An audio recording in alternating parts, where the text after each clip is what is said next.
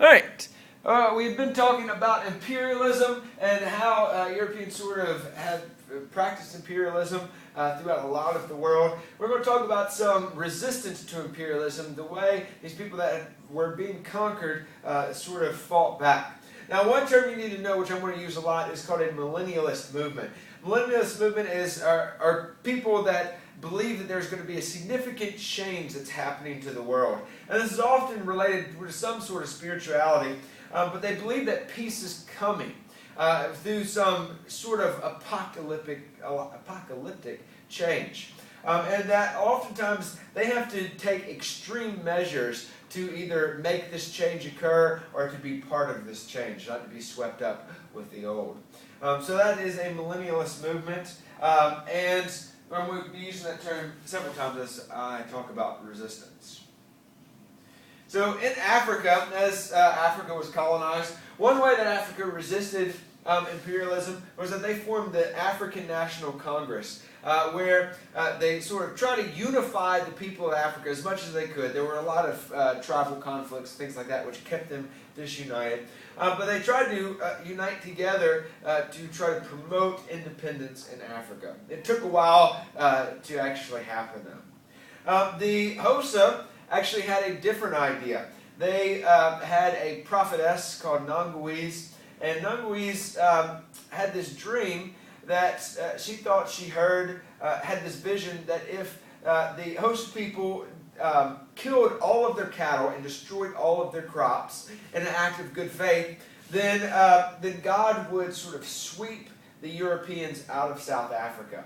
And that God would replenish their cattle, replenish their crops. And so the Nanguise go ahead, or the Hosa go ahead and kill a lot of cattle, destroy a lot of their crops, and it resulted in a famine. So it was a millennialist movement.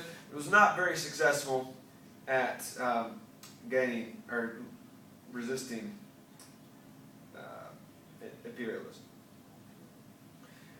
In India, there were several resistances. One, the first one is the resistance against the Mughal Empire. The Mughals were Muslims who had come in and taken over India.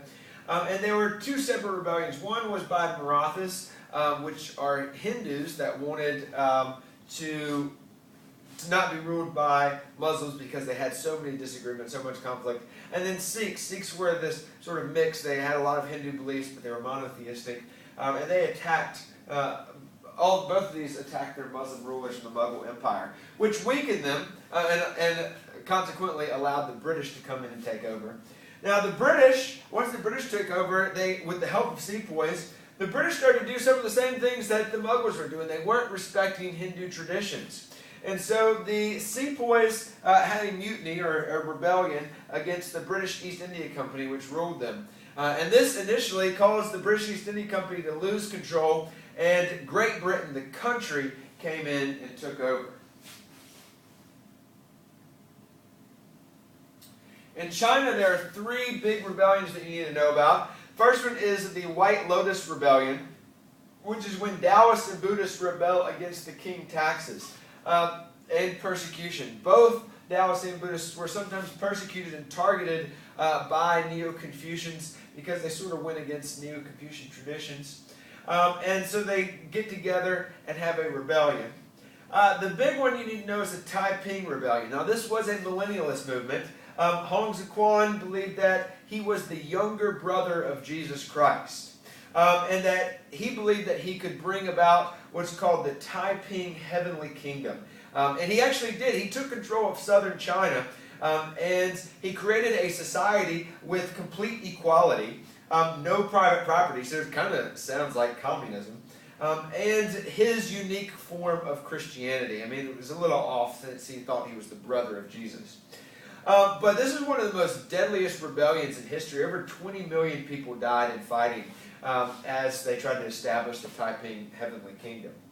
You also have the Boxer Rebellion, and this is when the Society of Harmonious Fists rebelled against the Manchu government. These are Chinese people rebelling against the Manchurians that were ruling them, and also Western influence.